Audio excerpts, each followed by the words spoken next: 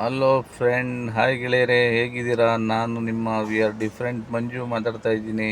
ನಾವಿವತ್ತು ಬಂದಿರೋದು ಪಯಣ ಕಾರ್ ಮ್ಯೂಸಿಯಂ, ಮೈಸೂರಲ್ಲಿರೋ ಸಿದ್ಲಿಂಗ್ಪುರದಲ್ಲಿರೋ ಪಯಣ ಕಾರ್ ಮ್ಯೂಸಿಯಂಗೆ ಬಂದಿದ್ದೀವಿ. ಇವಾಗ ನೋಡ್ತಾ ಇರ್ಬೋದು ಫ್ರೆಂಡ್ ನೀವೆಲ್ಲ, ಇದು ಅವಾಗ ಮಿಲಿಟರಿಗೆ ಯೂಸ್ ಮಾಡ್ತಿದ್ದಿದ್ದು ವಾಹನ ಇದು. ನೋಡಿ, ಟೈರ್ ನೋಡಿ ಎಷ್ಟು ದಪ್ಪ ಇದೆ, ಡೋರ್ ಎಷ್ಟು ಟೈಟ್ ಇದೆ. ಇವಾಗೆಲ್ಲ ಪವರ್ ಸ್ಟೇರಿಂಗ್ ಇತ್ತು ಗೆಳೆಯರೆ, ಅವಾಗ ಯಾವ ಸ್ಟೇರಿಂಗ್ ಇರಲಿಲ್ಲ, ಆರ್ಡಿನರಿ ಸ್ಟೇರಿಂಗ್ ಇತ್ತು. ಇದರ ಹೆಸರು KRMZ ಅಂತ, ಮಿಲಿಟರಿ ಟ್ರಕ್. ನೋಡ್ತಾ ಇರ್ಬೋದು ನೀವು, ನಾನು ಝೂಮ್ ಮಾಡ್ತಾ ಇದ್ದೀನಿ ನೋಡಿ ಗೆಳೆಯರೆ. ಇನ್ನು ಮುಂದೆ ನೋಡ್ತಾ ಬನ್ನಿ ಗೆಳೆಯರೆ, ತೋರಿಸ್ತಾ ಹೋಗ್ತೀನಿ.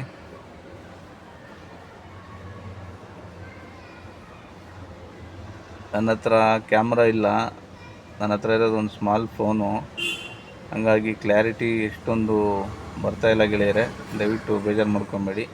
ನೋಡಿ, ಇದು ಚಾವರ್ಲೈಟ್ ಗಾಡಿ, ಆವಾಗಲೇ ಮಿಲಿಟರಿಗೆ ಯೂಸ್ ಮಾಡ್ತಾ ಇದ್ದಿದ್ದು. ಚಾವರ್ಲೈಟ್ ಕಂಪನಿ ತುಂಬ ಹಳೆಯ ಕಂಪನಿ ಇದು.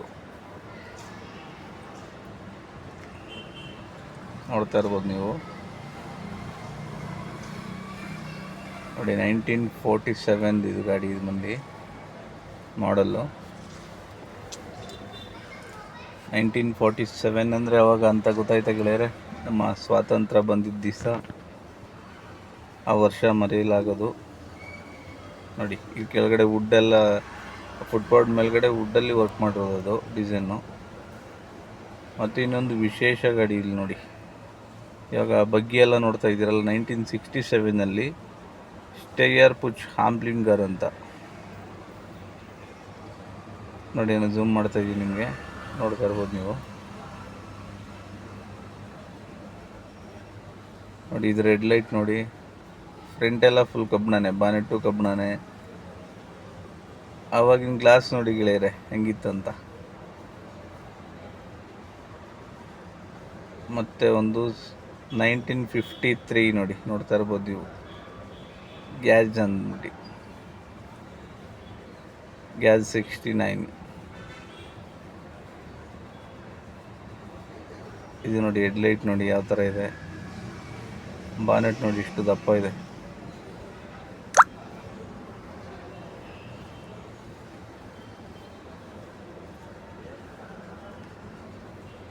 ನೋಡ್ತಾ ಇದ್ದೀರಲ್ಲ, ಆವಾಗ ಟೈರ್ಗಳು ಅಗಲ ಬರ್ತಾ ಇರಲಿಲ್ಲ, ಮಿಲಿಟರಿ ಗಾಡಿಗಳಿಗೆ ಮಾತ್ರ ಅಗಲ ಬರ್ತದೆ. ಇದು ಮಿಕ್ಕಿದ್ದೆಲ್ಲ ನೋಡಿ ಅಷ್ಟೊಂದು ಅಗಲ ಬರ್ತಾ ಇರಲಿಲ್ಲ.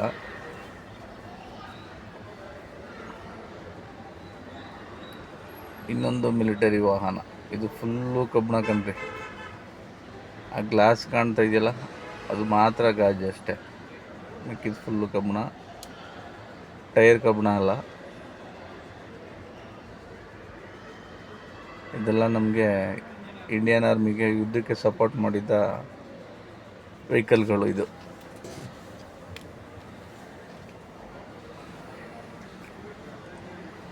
ಅಲ್ಲಿ 2001 ನೋಡ್ತಾ ಇದ್ರಲ್ಲ, ಝೂಮ್ ಮಾಡ್ತಾ ಇದ್ದೀನಿ.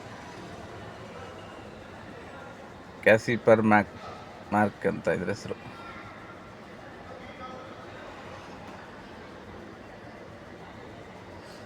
ನೋಡಿ, ಇದರ ಹೆಡ್ಲೈಟ್ ನೋಡಿ, ಬಾನೆಟ್ ನೋಡಿ ಎಷ್ಟು ದಪ್ಪ ಇದೆ ಅಂದರೆ ತುಂಬ ಗೇಜ್ ಇದೆ ಇದು ಗೆಳೆಯರೆ.